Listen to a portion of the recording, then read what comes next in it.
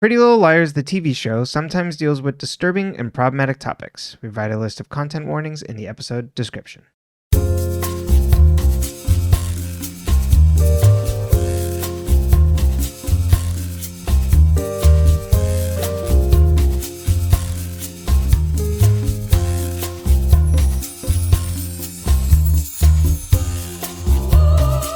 Welcome to Dead Ends. I'm Emily. I'm Brenton. And today we have two new spooky episodes of Pretty Halloween episodes of Pretty Little Liars for you.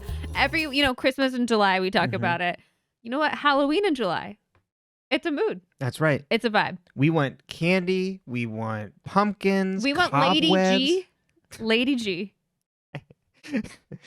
Was that ever her nickname? I don't know. Lady G. When I heard that, I was like, I have no idea who they're talking about. I wonder if they filmed it before they got the rights to use her music.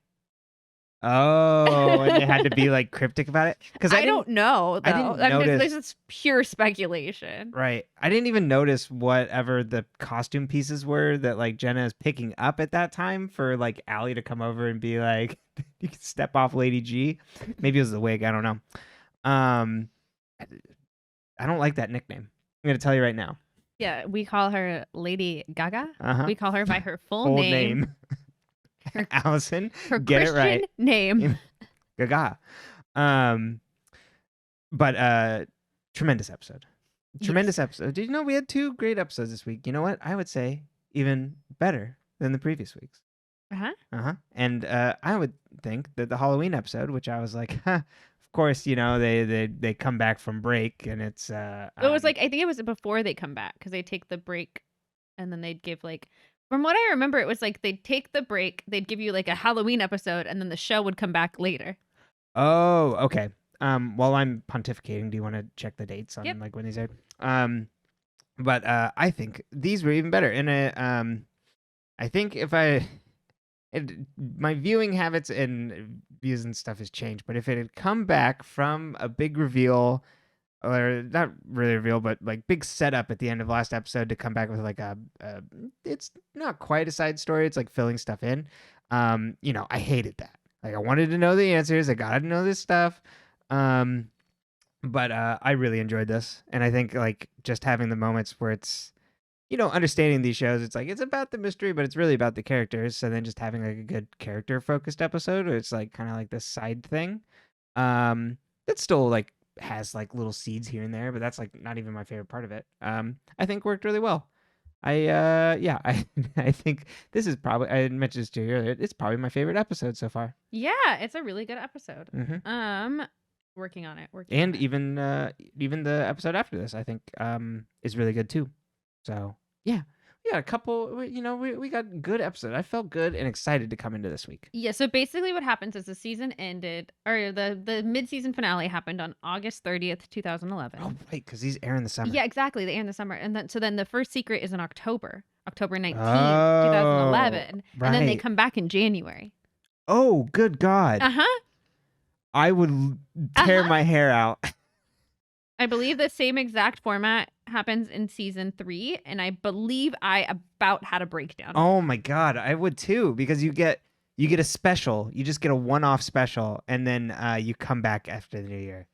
Yes, I forgot that these air in summer. Yes. So basically, I started watching season 3 while recovering from said surgery right around this time of year, actually. Oh, perfect. Because I was still recovering on 4th of July. Mm-hmm. There's a great photo of me on my friend Aaron's Facebook, high on pain meds, holding a sparkler in my front yard, wearing like a sorority tank top and like a bathing suit, and just like holding the sparkler, smiling.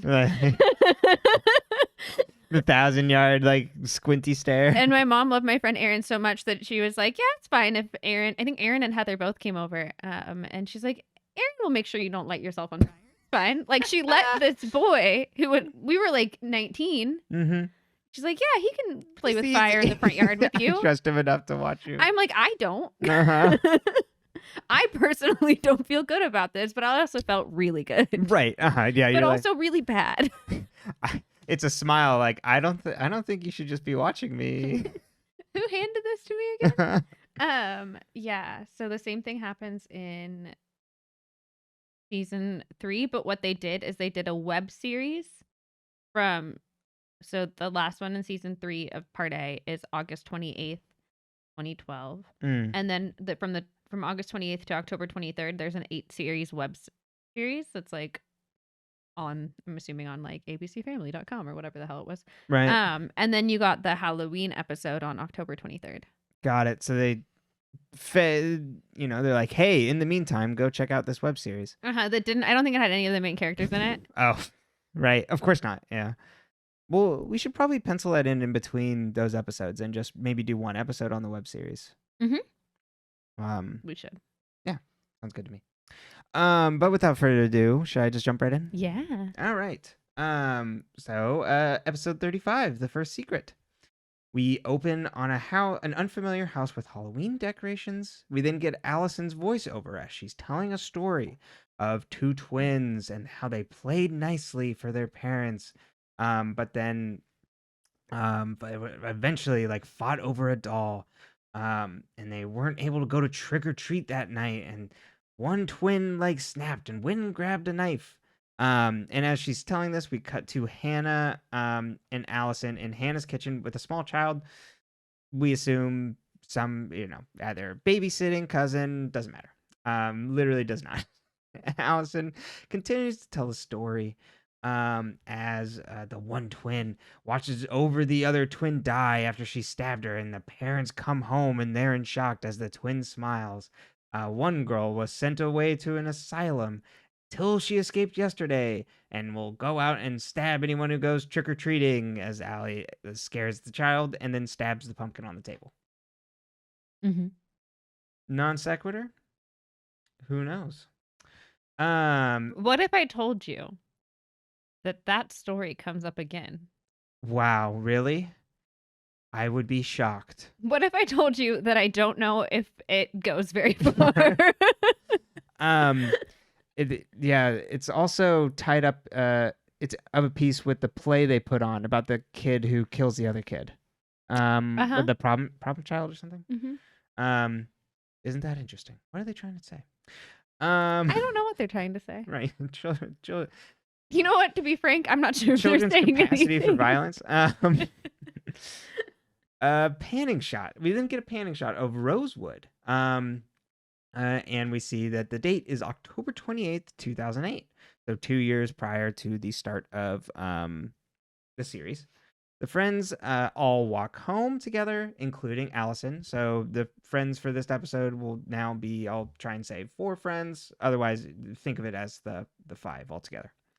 As Alison tries to get all the girls in on being mean to Hannah and saying whether she should be cute Brittany or bald Brittany. How far we've come. And just Brittany being a punching bag to glad we've taken that turn, but it was a rough time. It was a dark time. Spencer, we see like a few like costume changes. Well, not costume changes, but Spencer at this point is wearing glasses all the time, and Arya has her aforementioned pink hair. So in other words, we know creepy Jason's really pining for. Right, exactly. He thinks it's really cool. This one makes it. No, he would have been out of high school at this point. Okay, never mind. Scratch that. Right? Yeah, because it's like 6 years. Yeah, because he's buying the alcohol. Right. Cool. No, wait, that doesn't make any sense. Of like his age? I guess he'd be 20. He'd be like 20. Yeah. So the friends all say Hannah, like the friends besides Alison all say she can be whoever she wants to be. And Alison's like, all right, whatever, but you better fit into like the tightest like possible like shorts that you can fit into. Emily then says Ben wants her to be a cop, but she wants to be a Native American girl. Noel pulls up in a car with his football friends and he flirts with Alison. And Alison flirts back. He then invites them all, but is staring directly at Arya and is like, "You should all come to my party." And it's just like, all the friends are like invited, like because you're Alison's friends, aren't you? And then Noel drives away as they're all super excited to go, and except Alison, who's like, "It's weird how excited you all are just to go to a boys' party." We then cut to a house with overgrown shrubs. It kind of looks dilapidated a little bit. Emily looks in and says she thinks there's somebody in there. Spencer says kids go in there all the time on Halloween. Arya wishes they would just tear it down already because she gets really bad vibes from it, and it's like something bad happened there. They all walk away, but then we see that the door opens as they leave, and the camera pans over to a car that has the emblem for Radley Sanatorium on the side. To Kill a Mockingbird, written all over this. Boo Radley, anybody? But like, if Boo Radley was like mentally unwell, it's like One Flew Over the Cuckoo's Nest and like Mockingbird altogether. Alison is. Oh wait, sorry. No, we're jumping ahead. Emily is on the street and sees Toby unloading a moving truck. She then walks over to talk to him and asks if he's moving again. Toby says, no, like my dad got married again and they're now moving in. Emily says, hasn't it like not been that long since your mom passed away? And Toby says it was a year ago last week. Toby and Emily discuss the new stepmom and daughter moving in. Emily asks what she's like, and Toby says she gets what she wants. Good God. Emily holds up a snow globe and looks at it. Just like briefly thinking about this just occurred to me how much of a menace Jenna is that she was literally only in that town for 2 years. Seriously. I was irreparable damage. That girl walked in and was like fire. Uh-huh. Good God. I was so surprised too when Toby mentions that, because then we can already surmise that the abuse has already started. Yeah, he's already being picked on by her. Yeah. In awful. horrible ways. Yes. Serious menace. We'll check in on her in just a minute. Alison is at a Halloween store. She looks around, kind of like scared a little bit, until a man with a mask comes up and grabs her. Turns out it's Noel just trying to scare her. And, you know, they have their flirtations and then separate. Alison then sees a girl shopping for a Halloween costume and approaches her. It turns out it's Jenna. She's like, oh, like I see like you're like picking a costume over there. And Jenna's like, yeah, I wasn't going to dress up this year, but I got invited to this party, this guy named Noel Khan. Alison says, well, oh, I'm already going, and I'm already going as Lady G. And so like we can't both be that. Like you have to be something else. And Jenna says, okay, like whatever, like I'll be there and I know who you'll be. Alison walks away. And then turns around and is like, oh, I'm Alison. And Jenna says, oh, I know, I'm Jenna. You would think, but I thought about that interaction before. It's like, oh, they obviously know each other. It's like, no, she's brand new. Alison walks away and gets a text from a block ID that says, I'm watching you. Alison looks around and turns to a person that's just like randomly behind her in this is the costume we see throughout the episode. They call it a zombie, but it's like got like a baby porcelain doll kind of face, like that looks like scary. Mm-hmm. So I mean, we refer to it as baby costume, scary baby. And turns to the person in the scary baby costume and says, freak. He's gonna tell someone that in the store. I'm not gonna take the mask off him to see who it is. Right. Nope. Just Alison apparently knows. Or doesn't care. Alison is getting recorded. We get the kind of shot as if it's from like the camera's view. And we see it's Ian recording her. Alison then takes the camera from him and turns it around on him. He gets weird and then starts like talking about the camera. Like, yeah, it's like HD and blah, blah, blah. And it turns out they're at Spencer's house as Spencer and Melissa walk downstairs. Ian continues filming. Spencer and Melissa then talk about Spencer's class president run and like planning for a victory speech. And Spencer mentions how her parents are like already planning her like win for her. Alison says, I guess that's what happens when you have a perfect older sister. Melissa says, no, that's what happens when you're a Hastings. You get these things. Alison then makes a snide comment about how Spencer can count on Melissa, and whether Melissa kind of gives her like a weird look, like, what the hell is your problem with me? But doesn't vocalize that. Mm-hmm. Arya is at Hollis and accidentally bumps into a college student Fitz and apologizes. The last we see of him. I liked that ad just to like totally. really hit in the fact that like, excuse me? Uh-huh. So, yeah, 2 years ago, because he had just graduated at the time of the start of the series. Mhm. And then she runs into her dad's office and goes to leave him a note. I wrote down Byron's future mistress, but current mistress, as we find out later. Meredith. Meredith is lying on his couch and announces her presence and says, "Oh, he's in a meeting." Byron then arrives back and he goes, "Oh, hi, Meredith. I didn't realize you were here." He then asks Arya to grab a coffee, and Arya's like, "Sorry, I can't. I gotta get back home." Meredith then packs up her things and leaves and says, "See you in class." Arya's like, "Who is that? Like, what's her deal?" And Byron's like, "Students crash here all the time." Nice cover. Hannah watches a scary movie alone in her room. She hears the wind hit her window and jumps. Her room phone then rings and she answers it, but there's no response on the other end. She hangs up.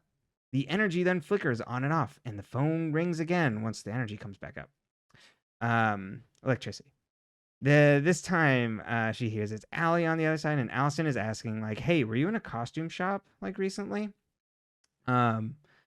And like sent me a text, and Hannah's like, "No, I haven't been there. Like, what are you talking about?" Hannah then hears a doorbell and a knock at the door, so she hangs up and goes to answer it. She opens to Ashley and Wilden at the door. Wilden wearing like the full-on cop uniform at this point, so we can assume more junior in the force. Turns out Ashley got too drunk at the grill, and Wilden drove her home. He introduces himself as Darren this time, though. It is not Officer Wilden.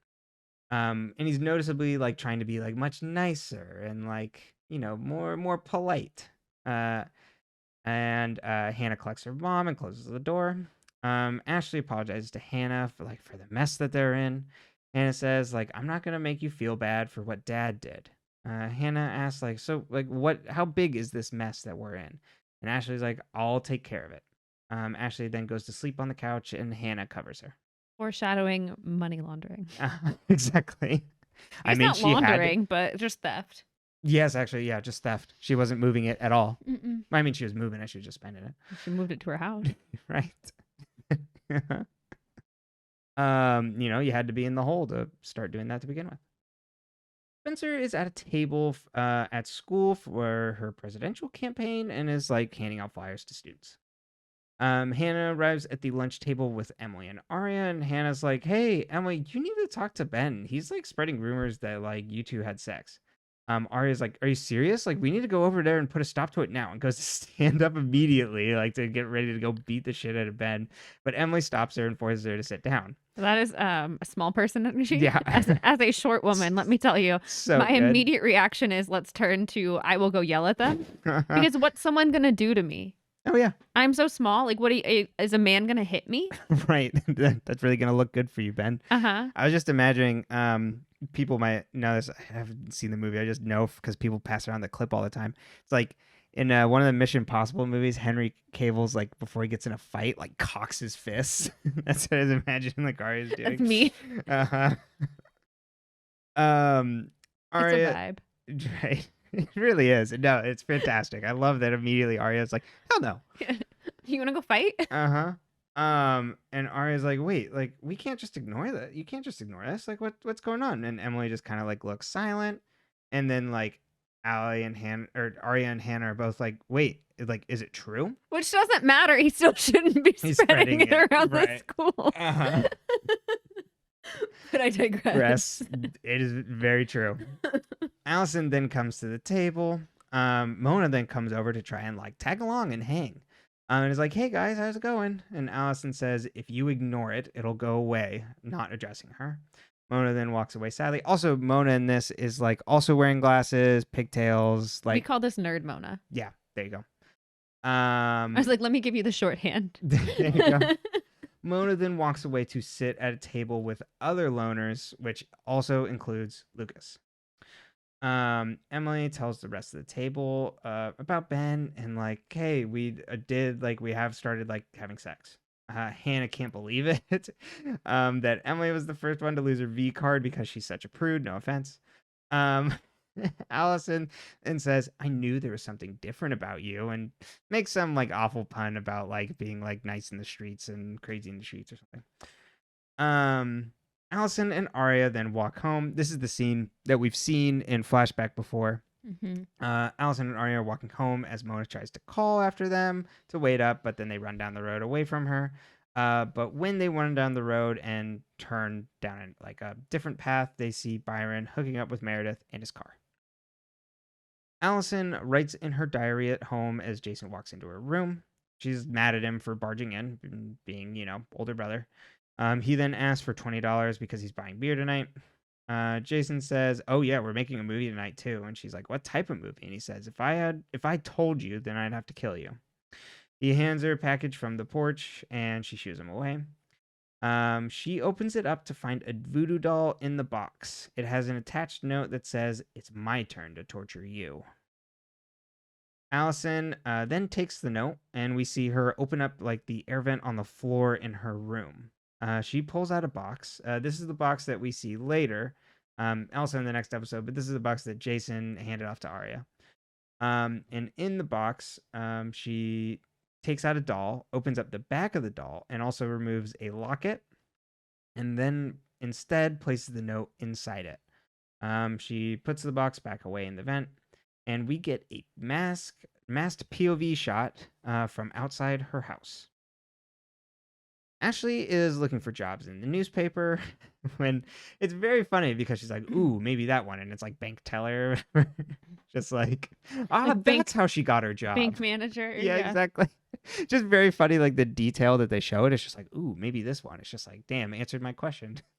How did you get this job? The doorbell rings and she answers it, and it's Wilden.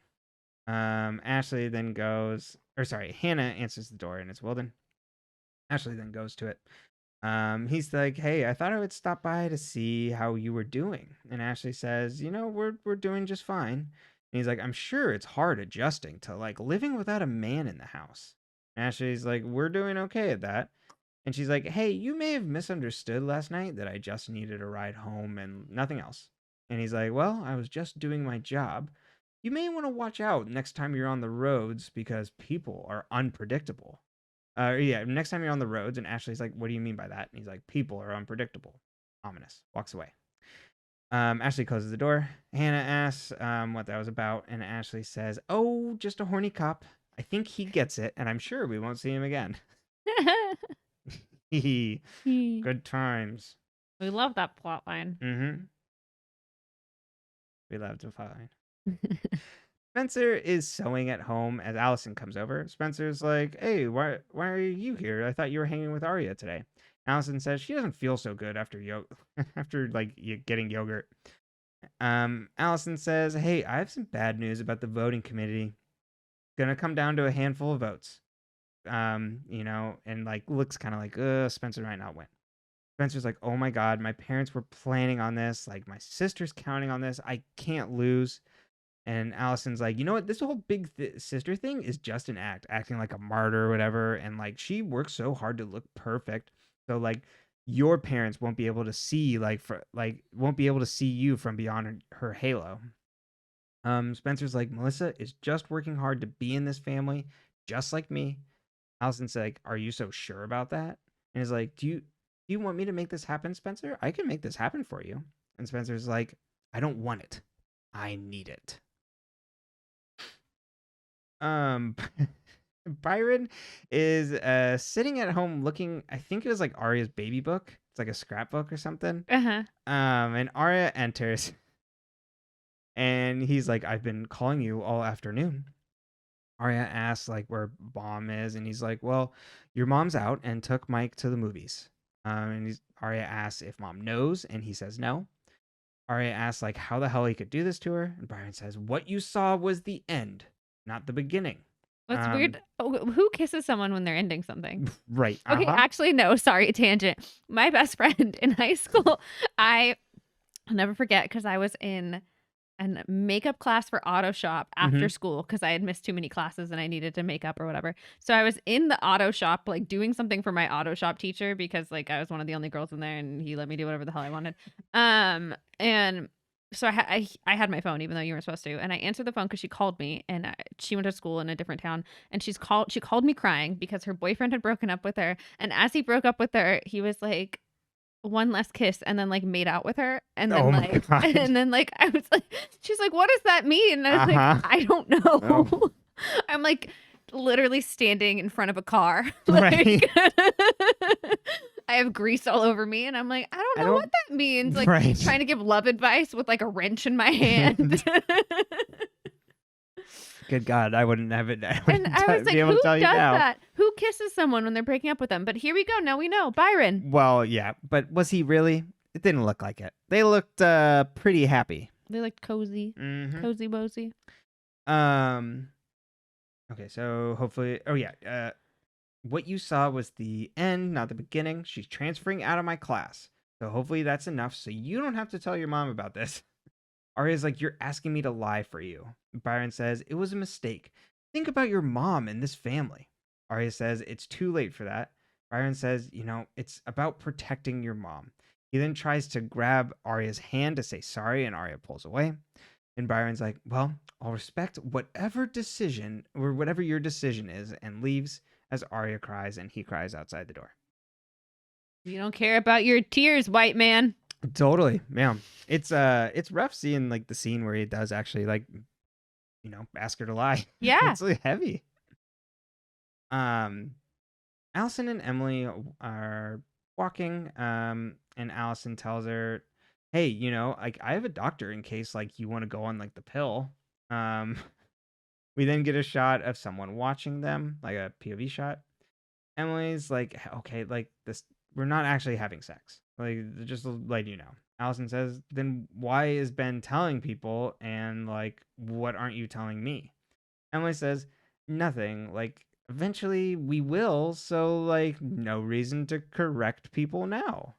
Emily says, like, but can you just keep this conversation like between us? Like, I don't want to have to like have it over and over with people.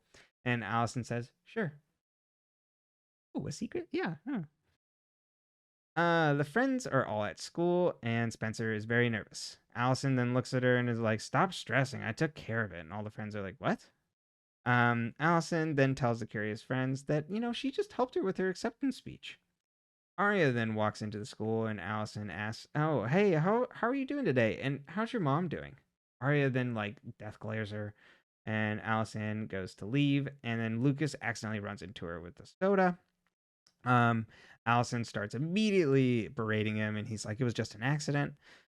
She continues to talk down to him, call him names, and make all mean comments. It's like, oh, I've heard about you being intersex, and the like much meaner terms. And so then the friends all walk away. Mona sees Lucas across the hall, and Lucas says, one day she'll get what's coming to her. Yeah, if we don't, I hope, just so I don't forget, I do like that we get Mona and Lucas getting a like, there's like a connection, even if they aren't like friends, like connected, so that like it helps explain at least those scenes where like Lucas and Mona, where Lucas can be really hard on Mona. You know what I mean? It's kind of like a backtracking of like, oh, of kind of like a betrayal because you just became like her. Yeah, Like, yeah, like when we were both on the butt ends. like when she bullied him at the dance, even. Yeah, totally. The friends then all hear that Spencer won. Spencer tries to look happy but looks very uncomfortable, and Alison winks at her, and then everybody's celebrating her as like Spencer continues to look like who do you think ran against Spencer? I don't know. Yeah. Actually, probably who's more popular than Spencer? someone on the academic decathlon team. Gotcha. Don't you think? Probably George Michael. Yeah, and George Michael. Yeah, for George sure. Michael Bluth. From Arrested Development. Yeah, that would make sense. Right. It's just funny. It was just like, huh. I was like wondering about that, and I'm like, I know that's like not the priority, but like I'm just obviously not Noel Khan.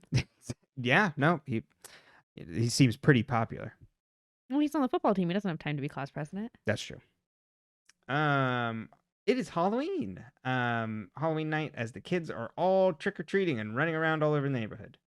We then see the friends all getting ready, and Arya shows up, but she isn't wearing a costume, and says, I don't really feel like going to a party, but like I just wanted to see like you guys off, and see all your costumes.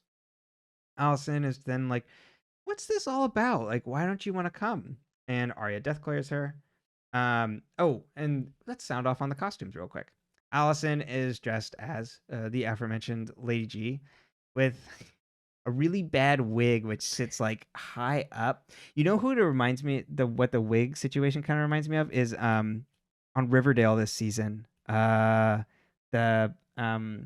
Cheryl's love interest who's like the librarian witch. How they have like the back really poofed. Yeah, it's like really up. It's like the same thing that even though like Lady Gaga's hair is just supposed to be like flat and straight. Mm-hmm. Um, So this wig is there's the we can find videos for you now that you've seen it of people just being like crime. This is a crime. right. And then Spencer is dressed as oh, I just lost it. I just had it. Crap, because she says it later. Well, we can come back to it.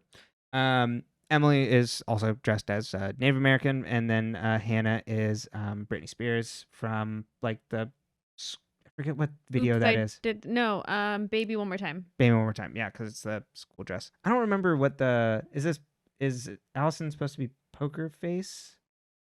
I Lady assume Gaga? so. It would have been around that time. Right. And then I don't know what Jenna's is later. But Bad Romance, one or the other. Right, probably those two. Okay. I don't know why I said romance that way. Bad Romance. Christopher Walken recapping his favorite artist. Bad Romance. Oh no. I can't do it. But yeah, Alison asks like what Arya's all about, and Arya deathglares her. Spencer then looks out into her yard and sees someone wearing the weird baby mask costume and is just like, what the hell? There's someone in the yard watching us. The friends then all rush over and see the person walk away. They're all freaked out as the doorbell rings, and Spencer's like, must be the pizza man. And Allison's like, well, go get it. Spencer's like, I'm not going down alone. And so her, Emily, and Hannah then all go down together. Allison stops Arya and is like, hey, can I talk to you alone? No one likes a downer, Arya, and ever since you saw your dad hooking up with his student, you've been such an energy suck. Arya's like, I'm kind of going through a lot, so yeah, I'm gonna be a bit of a downer. Allison asks, oh, are they like getting divorced? And Arya says, well, my mom doesn't know. Allison's like, I knew your dad would talk you out of it. You know, Arya, it took a lot to get you an invite to like Noel Khan's party, and without me, he wouldn't even know your name. You know, I didn't tell like the rest of the girls about your dad, but it would be a shame if your mom found out from someone else. Arya is completely shocked and is like, you wouldn't do that. And Allison says, trick or treat, Arya. Cut to the party, and then the 5 friends all arrive. This time, Arya dressed up. Noel then walks up to the group dressed as a doctor, makes a joke that he's dressed as a gynecologist, of course, because that's who Noel is. And tries to guess all the girls' costumes. Jenna then walks in dressed also as Lady Gaga, and Alison is immediately pissed, and Jenna stares her down. The friends are all inside. An obvious Mona, dressed up as Catwoman, walks up to Alison and says, meow.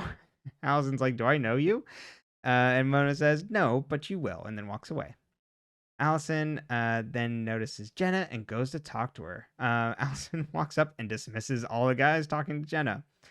Alison tells her she can make it real easy for her to fit in around here. Like, if Jenna, has, like, if you have my approval. We've got a tight-knit group, but there's room for one more.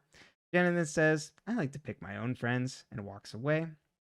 She walks into Mona, and Mona's like, hey, you're, like, the best, like, Lady Gaga here. And Jenna says, like, don't tell Allie. Mona's like, I'm not afraid of her, and the two bond over this and exchange names. Didn't know you're so friendly. Spencer sees Alison outside and walks up to ask. And Spencer walks up and then it's just like, hey, what were you and the new girl talking about? Alison's like, nothing. She's a slut. Name a more like early 2000s phrase. I'll wait. Alison then passes a envelope that says ballot all over it to Spencer and is like, hey, I thought you might want to get rid of this. Spencer immediately grabs it. There's like this little fire like on the patio next to him, and she immediately throws it in there. And Allison's like, oh, I like thought you would look at them first. Like, it's good to know who your friends aren't, and like motions in the direction of the other friends. We then get another mass POV shot watching the two of them. Hannah and Arya are like, oh, this sucks that we have to go into the woods to get a drink. And Hannah's like, can't Noel Khan be like normal and just get like a keg? But they find nothing. A werewolf costume, or someone in a werewolf costume, then jumps out and scares the two of them. And they're both really freaked out and then laugh. This confused me. I'd be pissed if someone did that to me if I'm like, to be honest. If I didn't know who this person was immediately afterwards, it'd be like, really? I went through a haunted house at my high school that the 4-H or FFA or whatever the ag group was at that time put together. And I knew all the kids. It's a small town. And also I just knew them. And they were like, you should do the haunted house. And I was like, I don't do haunted houses because I will attack. Yeah, I will strike. And they got me to do it. And I almost punched a kid in the face because he scared me. So good. He was like, you were going to hit me. And I was like, yeah. Yeah. Between that and the kid in my freshman dorm who hid in my closet that I almost stabbed. Notice that I have not done this. Don't spook me. Yeah, one time you woke me up and it was bad enough.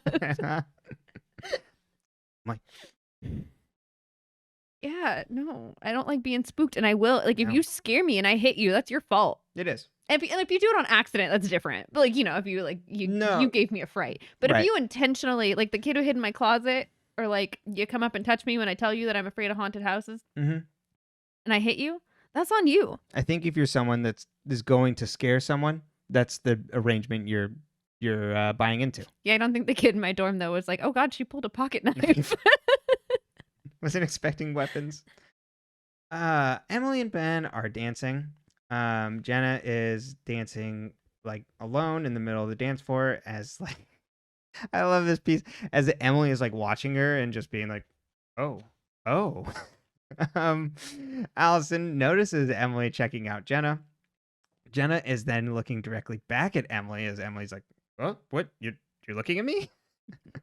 Alison then walks over to Emily and says, "It's very funny the dated references. It's like, I bet you were wishing you could taste her cherry chapstick." And then Emily's like, "What?" It's like, "Don't worry, Em. Your secret is safe with me." We then get another masked POV shot as Alison leaves. Emily sits alone with a drink, like on a bench, sad, as Hannah and Arya join her looking for Alison. Spencer then joins up as well. They all ask about Alison, and Spencer's like, well, she was at the bonfire last I saw.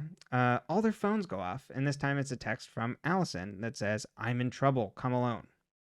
They then see that the weird baby mask costume is by the fire. The friends then follow the address to the Boo Radley house at 313 Mockingbird. They don't call it the Boo Radley house. The friends are not happy about this. They don't want to be like at this scary house, and it's like this has to be some sort of joke. And Emily says, "What if it isn't a joke?" and continues forward. They then follow her into the house and call for Alison, but receive no answer. They hear someone run behind them, and they look around. And and we can literally see like a shadow move. And Spencer's like, "It's just the wind." And they hear a noise, but then go upstairs. As they do, we see a baby mask costume come round the banister. The friends then walk through the upstairs and go to enter a room and freak out when they see a shadow, but it turns out it's just a suit on a coat rack. The friends then round another corner and see a room with dolls and a dollhouse. Remember the earlier story. They hear someone moving on the other side of a locked door. Alison then opens up the door and is just like, did you see him?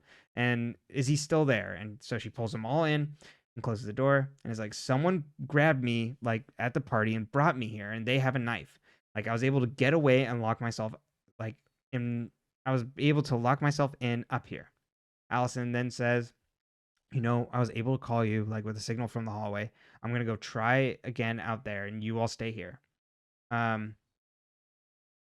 The friends hear a scream from the other side of the door, but then they find out the door is jammed. It's like a double door, and there's a like a rod in between the like door handles on the other side. They like try and like jam it like to get it out, but like it's still jammed, and they can't get out as like Emily sees the baby mask attack Alison as Alison kicks them and escapes. We then cut to all the friends outside the house, and are like getting out of a window and like run away. Emily grabs a piece of wood and goes to enter the house again to see if she's okay. Alison, they didn't find Alison sitting in a rocking chair. She says, "Look at you, like you're scared to death. I totally got you. The zombie was just Noel dressed up, like nothing to worry about." She then eyes the knife that she has in her hands and licks the blood off, and it's like, it's just ketchup. Allison's like, like, I got you all, but you all passed the test. I know I can count on you if I really need you to be there for me. And Allison's like, let's go. We're missing a party. As they come back to the party, the friends all talk about, they're like, hey, I feel like this is a different party. Like, it's completely turned over in terms of audience. And like all the people there skew older. They then see Melissa's there, and Spencer's like, oh, this must be like all of Eric's friends. Like, that's Noel's older brother. Allison then walks over and flirts with Ian. Melissa comes over and starts to make out with him. Emily sees Wilden talking to Jenna, and he's in his full cop uniform, and asks, who's that, like, dressed up as a cop? And Hannah's like, oh, that's an actual cop. It's a real one. We then see Wilden and Jenna walk away together. Ugh. Alison comes back over, and a different baby mask person walks by and calls her a bitch. She gets mad, and it's like, who the hell are you? Noel then comes over and is like, hey, Alison, I'm so sorry. And like, she's like, no, it was fine. And he's like, you're not mad? She's like, no, like when you shoved me against that wall, like I was even scared that you would kill me. And Noel's like, wait, if someone messed with you guys, that wasn't me. Like, I had to go like do a beer run. Alison is like curious then who it was at the house. He gets a text from A. It says, dying to know who I am? You'll find out. All the texts before have been blocked ID. This one actually says A, like signed. Arya asks who it is, and Alison says, it's a secret. We then see multiple baby mask costumes around the party. We see one beckon toward the camera and pull off their mask, but the camera cuts down to their feet as the mask gets set on the grassy ground. The end. Okay, Noel, he's being driven by older boys because he's on the football team, right? We can just establish that. He's the same age as the rest of the girls. We were both kind of going, was that last night that I like burst back into the room and I was just like, he's on the football team. He knows older guys. And you're just kind of, Yep. How creepy is Wilden? 1, creepy with Ashley. 2, at a high school party that became a college party. In other words, all creepy. So creepy. Like another level. Like, good God. I was not expecting he's already bad enough. He's already a like rapist, who like trapped a woman. This is like all in the future.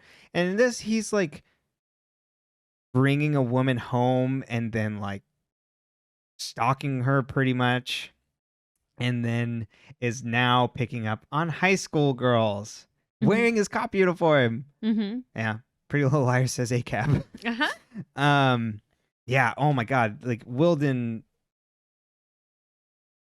I assume it's gonna come back up later, but it's like so excessive for Wilden to just be like, he is the absolute worst of the worst. And does Jenna have a thing for cops? Right. Exactly. Well, but dude, I was thinking that too, but Garrett only went into the force after whatever happened, because then they talk about like, oh, I can't wait to get out of this uniform. But then in the next episode, it seems like things are frayed. So it's like, is Jenna now back with Wilden?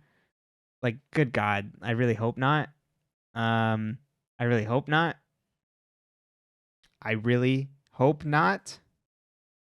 But that's potentially on the table there. So yeah, Jenna certainly has a taste. She's got a type. Older, creepy older men.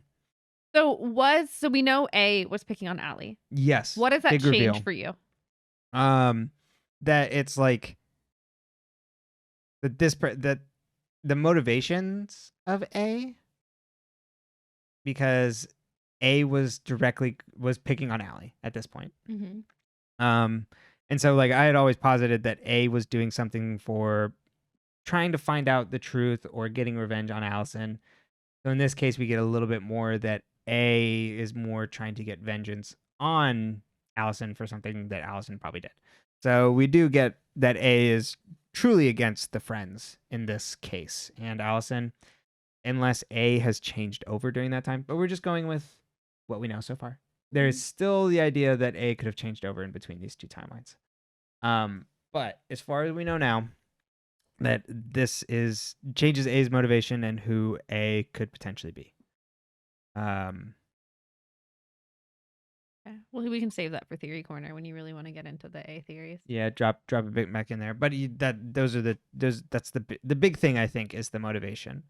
Because we see that A was a menace to Alison directly. Mm-hmm.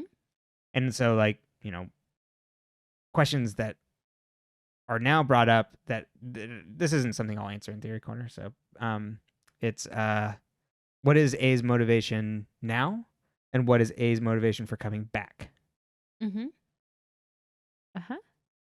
Because now that A's been around for much longer. Mm-hmm. As far as we know. Again, we don't know if it changed over. Definitely. Why is Allie pitting Spencer against Melissa? Oh, yeah. Alison already has a grudge against Melissa. Is it a grudge or a suspicion? It seems like it's an axe to grind with Melissa specifically. Okay. Even if it is like that, like Melissa isn't the best sister that like Spencer at this time thinks she is, which she's not. Like we know that. Even if it's maybe at this time, maybe just selfish. It seems like she's already got bad blood for personal reasons. Is that like a thing because of Ian? Maybe. That's like how I'm reading it at the moment, is that like there's that weird like territorial thing of like, oh, the perfect girl that I have to like knock down, and also like vying for the same person, because Alison is very much like, I need to take people down a peg who are so perfect because I am number one. So that was my read on that one, is this like and it seems like Melissa at this point is kind of like what's your deal? Yeah, so I'm wondering, because Allie's testing the girls, if she was also testing Melissa. If it's a who's doing this to me. Oh, for like A, you mean? I didn't You don't think so? No. It seems like Allie, with all of her actions this episode, is less trying to figure out who is trying to stalk her, and is more just like, this is how Alison is because she like has to take people down a peg. Got it. Interesting. Yeah, none of that read to me as like that this is Alison trying to figure out who the stalker is. It's just like, no, this is just how Alison operates. Yeah. Okay. Of like, I'm gonna be number one. Like when she when she interacts with Jenna, and is like, we get a good glimpse that like of like why Jenna is like a threat to her, and how she operates with Jenna is just like, oh, you can come into the fold, because then she would be lesser. You can be one of us, but exactly. I'm queen. Exactly. Yeah. And so you got to keep your enemies close, your threats to your throne. So that's kind of how I read a lot of Alison's actions. And so you think that's why she picks on Spencer the most? And like in specific ways, I guess, in terms of knocking her down in her self-empowerment, I guess, like in terms of like, you couldn't win the election on your own. I don't know if I necessarily thought she went out of her way to be worse to Spencer. Really? No. Well, yeah, because like, I mean, it's hard. She's so horrible to Hannah. Exactly. Absolutely horrible to Hannah. I think this is just a way, because I was interpreting all the Melissa stuff had nothing to do with Spencer. Got it. Okay. And so then the class president thing is a way for Alison to get at Spencer. Yeah. And I didn't think it was connected into the wider Hastings De Laurentiis like bad blood. I didn't think that had anything to do with it. I mean, it could, but I don't think that's quite it. So I still think that's like secret hidden away. So you don't think Allie knows whatever secret that the De Laurentiis have over the Hastings? Not yet. Okay. Finds that out later. because there's 2 years in between, so I don't think she knows yet. Mm-hmm. Maybe that's what that locket is, but I don't think she does. And then yeah. Would Spencer have won the election without her help? I see. That's what I think she would have. Mm-hmm. I think she totally would have. I think Alison was totally like taking her for a ride. Mm-hmm. I think so and too. that it was like completely fake. The like ballots that she hands her, just to mess with her and keep her in control. Mm-hmm.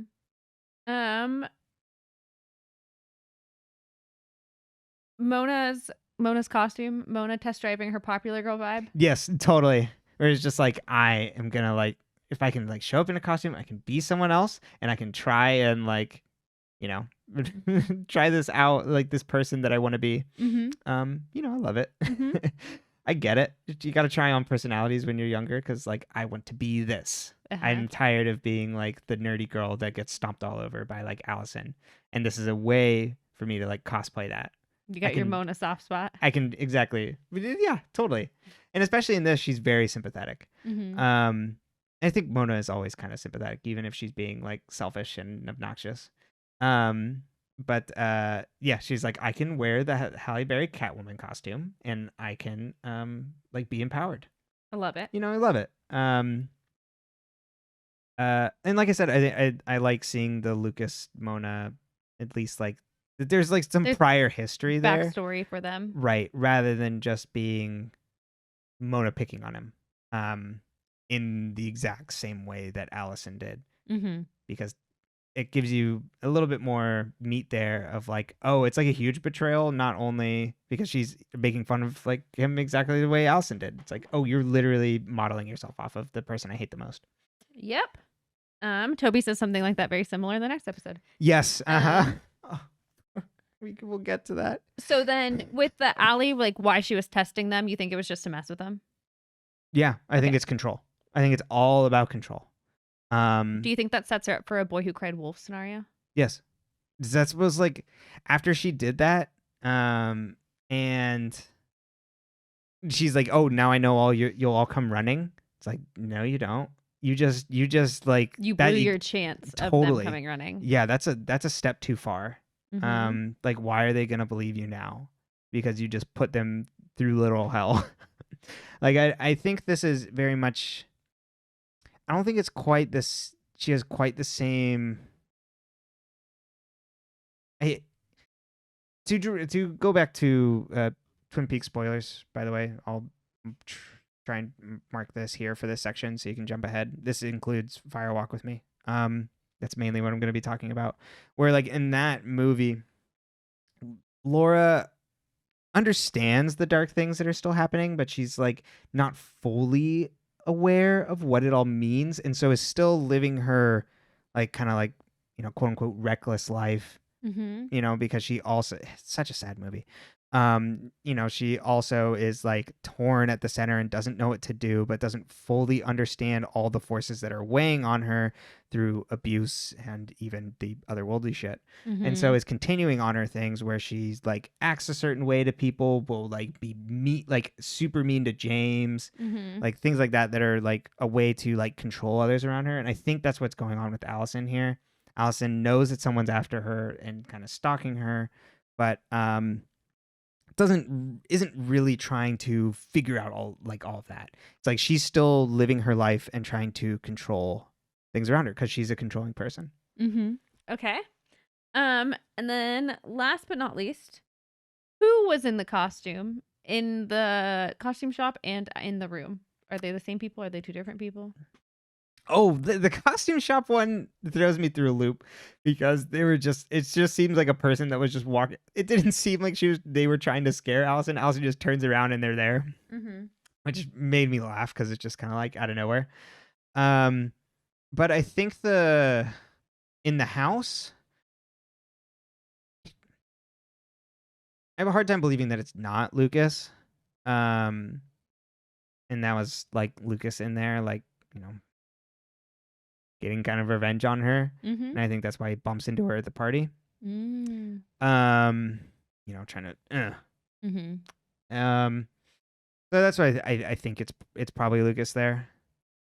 And I think that is why we're probably meant to think that like Lucas is A, but I don't think Lucas is A. I think Lucas just is in a way that Mona is using the costume to affect a certain way. The coverage of anonymity is like giving him like an ability to try and act revenge, but he's like doesn't know how to do that. Mm-hmm. So I like it. Okay. yeah, that's my idea. All right. Well, Final thoughts final thoughts? for this episode? Go for it. Yeah, before we go to the next one, we'll just knock out some quick heavy hitters here. Great to see Noel in context of just kind of being shitty football player, Mhm. like absolute bro. Because I think what we get him when he comes back is like, oh, he's like a popular guy, but he's like grown a little older, so a little more like subdued, and Mhm. is still shit. So we get a little bit more of that. I also hadn't realized like what the extent of his relationship with Alison was until Mhm. this. It's like, oh, they were like a thing. Mhm. Absolutely. So then it's even weirder that he's like targeting Arya in Uh-huh. this too. Just being an absolute shit. Like I said, the Byron scene is devastating to be able to see that there because it's horrible. Like what Mhm. the parent asked Arya to do. So I feel like that like first secret title is like alluding to this. To Arya keeping that very first secret Mhm. of like the affair and just like what a horrible thing this adult is a parental figure is putting his daughter through. So I think Mhm. that's even more on the money. And then how like Alison twists that just because like we need to keep up appearances together Mhm. is horrible. It's yeah, you really feel for Arya in these episodes. She's going through it. She's always going through it. Yeah. But hers is always like emotional damage. Totally. She yeah. The Halloween episodes come for her. Oh, really? Yeah, because we do get other people's. Hannah's is like this weird kind of like foreshadowing. It's kind of like, okay, you're explaining a little bit too much, like Star Wars thing, like midichlorians. But with like, we already talked about Wilden. But then I think it's really important seeing Emily acting the same as when we pick up 2 years later, Mhm. because for her, she's already been keeping a secret. So I think Mhm. it's really important to see her already acting similar and not like that the year after Alison disappeared like changed her, Mhm. because like she's already living with like this weight. Yes. And I think it's also interesting too of pointing out that she's like would rather have the potentially damaging rumors of her being like sexually active, Mhm. opening her up to, especially like at the time when we were going to school, a slut. Yeah, slut shaming. Uh-huh.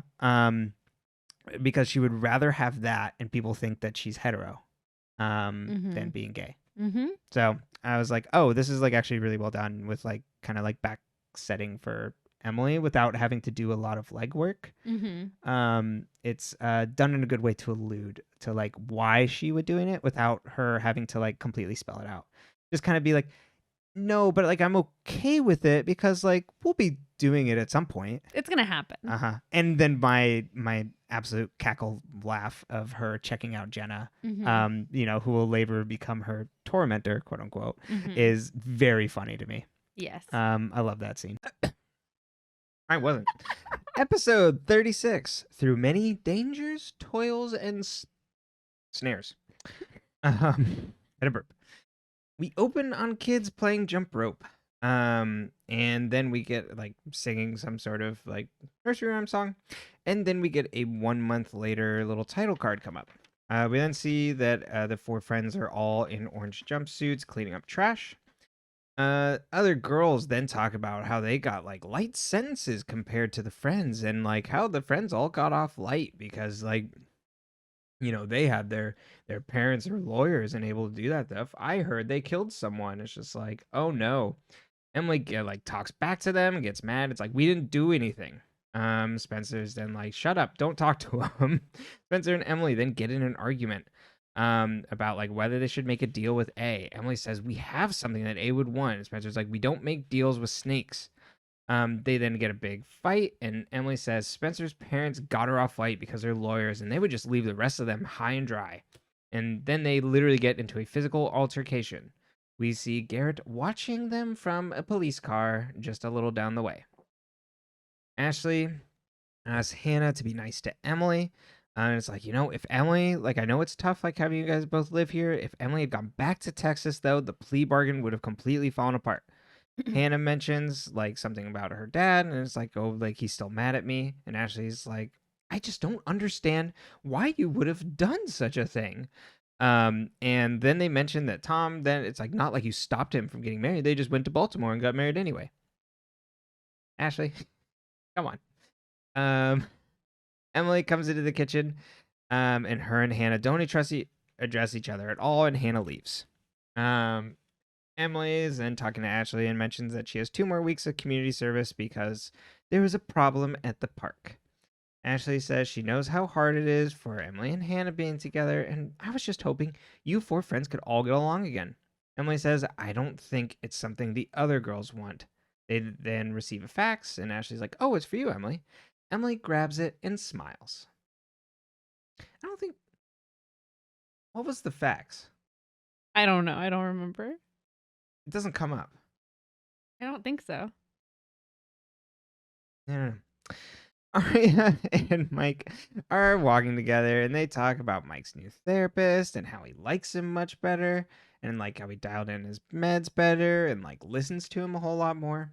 Mike mentions like how the parents like look at him like as if he's just gonna change into a zombie. And Arya's like, no, like that's not gonna happen. And they're okay, like, and mentions that like, I thought of you as more of a cute werewolf type. Hey, a little nod to that Mike then joins Team Wolf. Airing I think the same year. They then see Fitz coming out of a shop, and they like greet him. Fitz is like, "Oh, I haven't seen you in a while." To like Arya, and Arya's like, "Oh yeah, I just haven't been going to Hollis recently." And Arya's like, "Hey Mike, can you like go throw away my coffee cup for me? Like, shoo, shoo." um, as they're alone together, Arya tells Fitz that she's sorry and like, I can't handle this right now with the trouble with the police. Mike notices from the like over at the like trash can down the way a little bit, that they are like talking to one another. And Fitz, we then cut back to Fitz and Arya. Fitz tells her how upset he is that he can't see her anymore. Mike comes back and they all awkwardly go their own ways. Garrett is on his phone at the high school. He's telling the person on the other end of the line, we can only assume is Jenna. He tells her he's here and was counting on seeing her. As he hangs up the phone, Spencer comes in and asks, "Hey, what are you doing here? Like, are you like back for like more driving lessons?" Garrett says, "Oh, I was hoping to see Jenna, but I guess she's not here." Spencer's like, "Oh, you make an interesting couple, don't you? And wasn't it better when like the 2 of you were keeping it a secret?" Garrett's like, "It was not secret, it was private. And when the time is right, we were going to let people know." He says, "It sounds like you're trying to tell me that like you're trying to infer something." Spencer says, "I just think it's weird timing that when the murder turned up, suddenly the 2 of you were kissing in the town square." Garrett says, "It was just coincidental." Spencer says, you definitely know about like coincidental things. I know you're connected to a big club with Jason and Ian and Jenna. And oh, hey, where is Jason anyway? Like, he disappeared the night we got arrested." Garrett says, "Maybe Jason just got tired of you and your friends and went away." Oh, just like Dr. Sullivan. Emily is then talking to the swim coach. He's like, "Hey, I got a clean bill of health. I can come back. Put me in, coach. I'm ready to swim." Swim coach is like, "Well, being on the team is a privilege. What signal does it send if we let you back onto the team?" Emily's like, "Well, look, I'm almost done with community service." And the swim coach is like, "Well, I have to talk to the principal about this." Spencer turns in an extra credit paper to Ella, and Ella addresses her icily. Ella, that's not how you like help someone who's in a grooming situation. I thought you were better than that, Spencer. Emily then runs into Spencer and knocks like their books both out of their hands, and Emily gets mad and knocks her books get knocked out of her hands, and Emily gets mad and knocks the books out of Spencer's hand.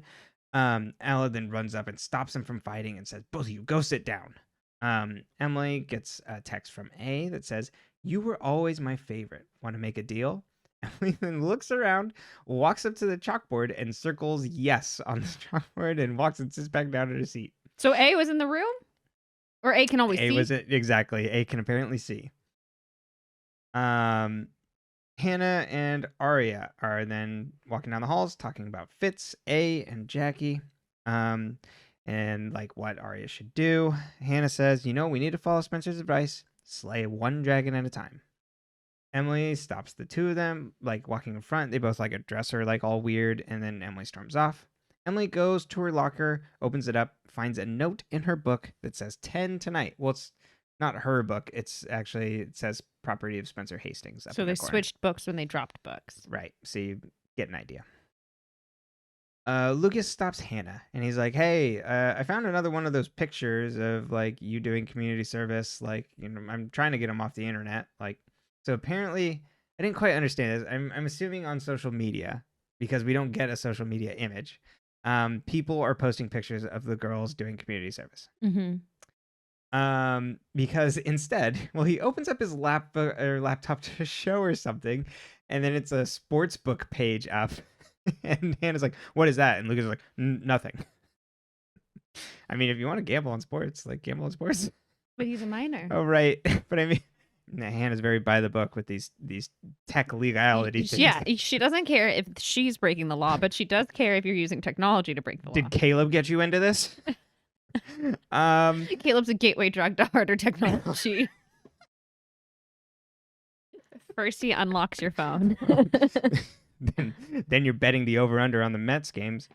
Hannah asks, then Lucas is like, "Oh, that's nothing," here, and shows her a picture of her doing community service, but it's opened up in Photoshop, so you can understand why I'm confused. Is Lucas taking these photos? And they talk about them getting removed from the internet. Byron and Fitz are like talking about teaching and discussing classes at like Hollis, and like, we can combine classes, be able to do a section on this, Fitz then asks, "Hey, is everything like okay with you?" After Byron gets a phone call, and Byron's like, "Oh yeah, it's it's just weird, like getting your phone blown up by like lawyers and therapists and all these things." And he's like, just taking it one day at a time. But like everybody's acting so polite, and I hate it because I know they're all saying things behind my back. Fitz says, "I know Aria well enough, and she wouldn't do anything to hurt you and Ella." And Byron's like, "Oh, but no, of course not." And he's like, "Hey, you know what? You should come back over and we'll finish that dinner." And Fitz is like, "I would love it." Spencer walks home and runs into Toby. He's like, "Hey, like you've stopped picking up your cell." Spencer says, "Well, like I'm busy and things, and like you can't come over because like my parents are in Philadelphia with Melissa." We then get like her heart rate is irregular, and they want her to see a specialist because I'm assuming it has to do with the baby. Baby, yeah. It's just like a really want to mark that. I'm assuming that's going to be a big important thing later. Toby asks, like, "Are you okay being alone?" And like, "Oh, are you finished with community service yet?" Spencer mentions the fight.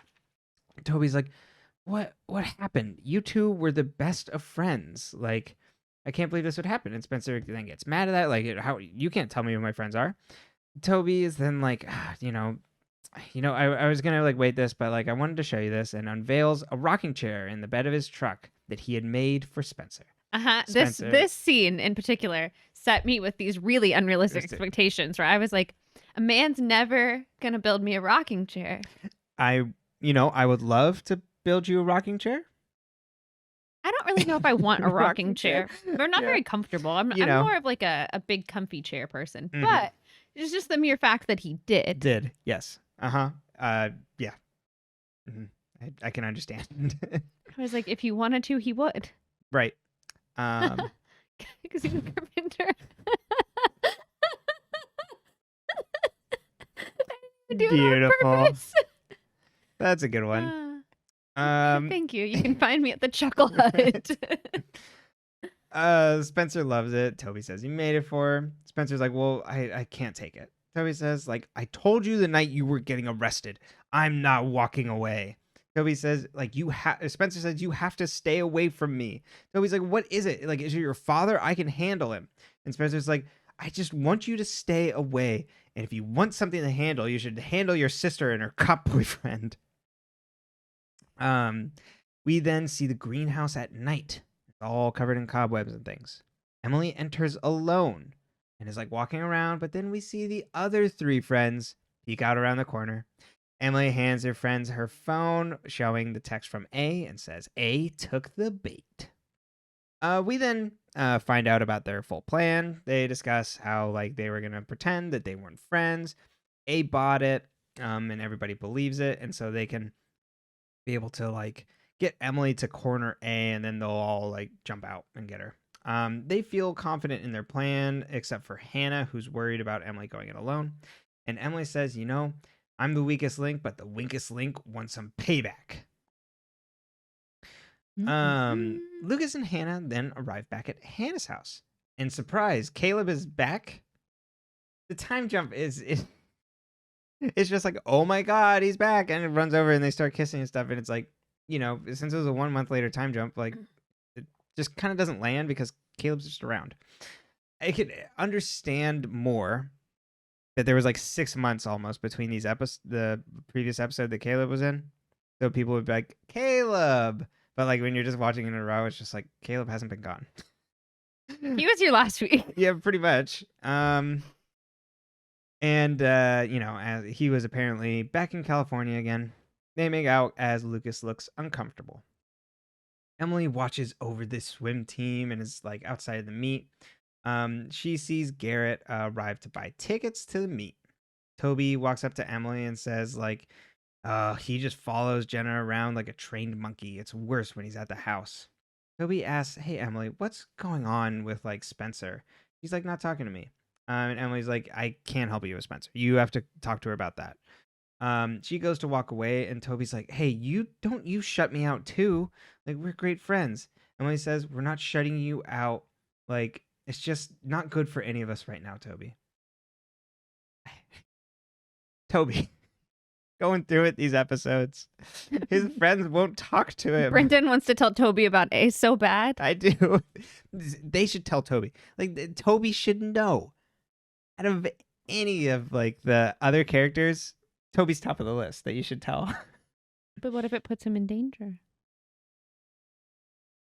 You don't think Toby's just in danger in general? Because he lives with Jenna? Well, he lives in the town. They got pitchforks for him. Nobody likes him. What has Toby got to lose? Arya goes to Hollis and drops a book off on Fitz's desk. She then gets greeted by Jackie, who's like, what are you doing here? Arya's like, I'm just returning his book. Jackie then grabs a note from her that Arya's going to leave and is like, you know what? I could show this to your dad. Fitz then walks in and sees the both of them, closes the door, and looks angry. We then cut to Fitz and Arya like talking alone about Jackie. Arya says, you know, before Jackie, I didn't realize how dangerous it was, like what we were doing. Dangerous for you. Baby girl, you've been in danger for a while now. Uh-huh. Fitz says, I should have told your mother about us at the police station, but I just folded when she gave me the steely eye. And Arya's like, well, I know that look. Goes to leave. Fitz says, I won't let Jackie destroy anything for anybody. He's like, you know what? There's something you and I need to do this afternoon. At the swim meet. Brenton has never been more excited in his life. It is the definition of a train wreck. Uh-huh. At the swim meet, Caleb walks around and finds like Lucas sitting outside alone, putting eye drops in. The chlorine messes with Lucas's like eyes. Caleb thanks Lucas for keeping an eye on Hannah while he was away. Lucas asks about his time in California and family. Caleb's like, it's good overall, you know, but like there's just like weird stuff of like, you know, just kind of being a visitor, which is kind of nice. Lucas asks like, hey, are you going back for good? And Caleb's like, it's complicated. My mom gave up her rights to me, so like there's like all that kind of stuff. And Lucas is like, oh, it's just like, but Caleb then asks like, oh, if I need to find like other like places to stay, like just let me know. Like I appreciate you letting me stay, but I can find somewhere else to go. Lucas is like, no worries. I'm just thinking about your future. Caleb's like, hey, why are you talking like a school guidance counselor? Like, what's going on? If it wasn't for you, I wouldn't be back here. Lucas says, um, I thought about that once or twice. He's like, I'm just not the one you should be worried about your future over. And Caleb's like, don't worry about Hannah. Hannah walks over to Spencer, and they wait until Arya arrives outside the swim meet. Um, Emily, as the three of them gather, Emily walks over to Spencer, and they get in an argument in public very loudly over a box. And, they like are discussing the box, like, oh wow, like you should give it to me so I could like give it to A. And Spencer's like, I'm not giving it to you. We then see the camera pan over to Garrett, Lucas, Caleb, and Toby as they all kind of oversee their argument. After the argument is over, Emily gets a text from A that says, see you tonight, BFF. The Montgomery family, minus Mike, are looking at Fitz as he is stumbling over coming clean. He finally then reveals, I'm in love with your daughter. The parents are in complete shock, as they should be, as Arya then walks over and tries to start giving them the full details on the meeting. It was before she was my student. What? Mike then goes to walk downstairs, and Ella's like, you should probably go back upstairs, Mike. And Mike never listens to his parents, so he stays. The parents are then aghast that this like happened, like while he was like you continued while like you were teaching her.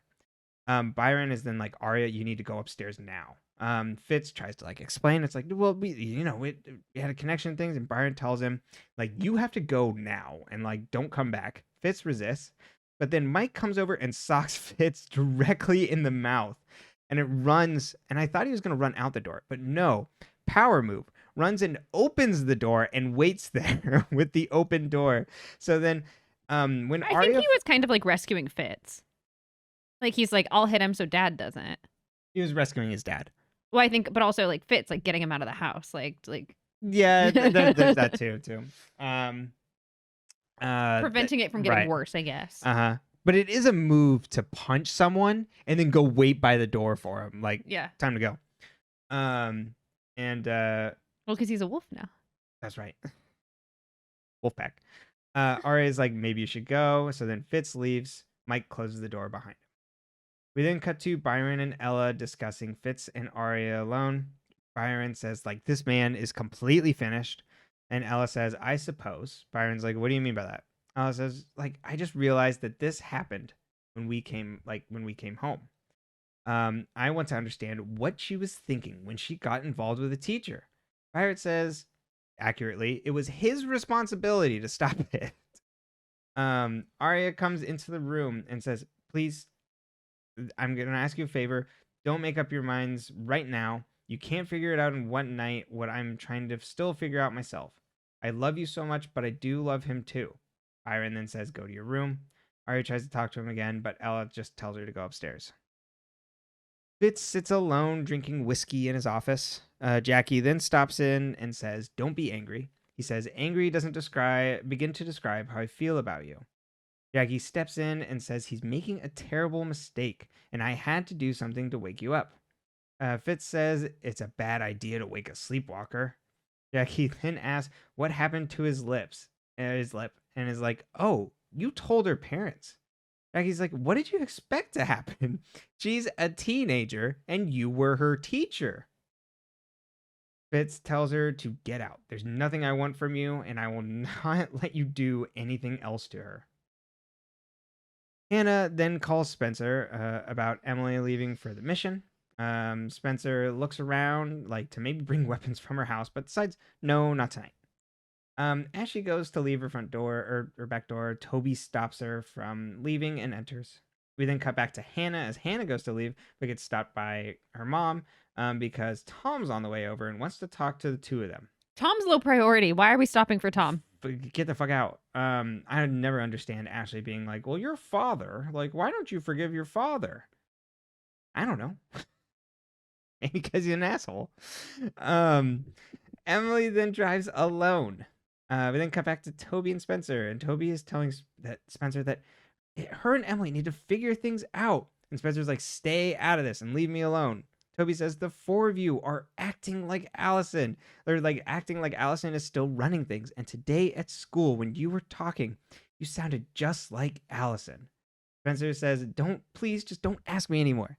And like, not tonight, but after tonight, like we can talk about it. Just please don't follow me. Tom is at the Marin household. Ashley congratulates him on getting married. Tom says, we're going to deal with this like leftover anger as a family. And you know how I'm going to do that? By torturing you. I'm moving my new family back to Rosewood. Hannah's like, wait, so that means like Kate is going to go to my school? How could you do this to me? Ashley's like, well, he loves you, and now he can be near you. Isn't that right, Tom? And Tom just remains silent. God, the worst. Emily enters Tom. My words don't begin to describe how I feel about you, Tom. Emily enters the greenhouse alone with a flashlight. Oh no. Spencer. We then see Spencer pull up as she's on the phone with Aria. Aria explains why she's going to be late and is still stuck at the house. And Spencer's like, well, like Emily's like going in there alone right now. Emily gets a text from Spencer. It is like, I'm almost there. Do not go in. Too late. Emily then walks around and we see a shadow go across the back of the greenhouse. Aria goes to sneak out, but Mike stops her and is like, are you going to go see him? And she's like, no, but like I have to get out of here. Mike is like, well, you should come through like my secret way. Then leads her to like his room, opens up his window, and he's like, there's handhold that go like all the way down. She's like, this is how you snuck out all these nights? Mike then apologizes to her for hitting Fitz and says, when I saw Dad's face, I thought it'd be better than if he did it to him. Emily then opens up a box to pull out like the smaller box, the one that Jason handed off to Aria. She then turns around to see a hooded figure. She says, oh, I knew you'd be here and like I could depend on you. You listen to us and are always listening, and you know you made a mistake, right? Like it must be driving you crazy. You're afraid we found something in this box, like, and do you want to see it? Emily, as she gets closer, then opens up the box and is like, we found nothing and we lied to you and you believed us. Ha ha ha ha. All right, everybody, jump him. Everybody? Where are you? Because then the hooded figure just rushes Emily and starts attacking her. Aria and Spencer then arrive late and corner the hooded figure finally into like part of the greenhouse. And I really can't, like, the figure really like attacks Emily. Like Emily gets beat up for a bit.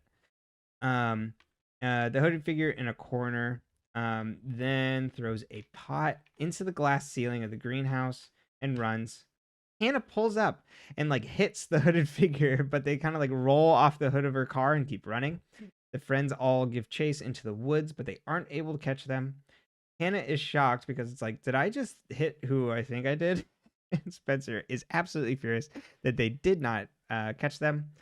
They then arrive back at Hannah's car, but see a cell phone lying on the ground. And they're like, oh my God, that's a cell phone. Our final scene that we get is the hooded figure running through the woods. They arrive back at their car, but then realize that their phone is missing from their pockets, and they angrily punch the car side mirror. I thought maybe their keys are missing too.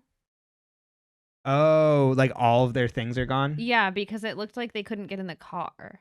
But maybe I'm making things up. They do go for the handle, and it does kind of look like they jiggle it, but then go like, uh-oh, and like look in their things. So I attached that like that kind of like, oh shit, was to the phone, but you could also be correct because they do kind of like pat around, jiggle the car, and then like pat around. So. All right, are you ready? Yeah. What the fuck is up with the swim team being like, sorry, I know you weren't accused of anything and you were given community service for potentially like tampering with evidence, but that's not really proven, hence why you have community service and you're a minor, but we won't let you swim? Yeah. How would it look, Emily? We're aiding and abetting you criminals. They let a kid who threw peanut M&Ms at me in class play on the football team. In the football coach's class.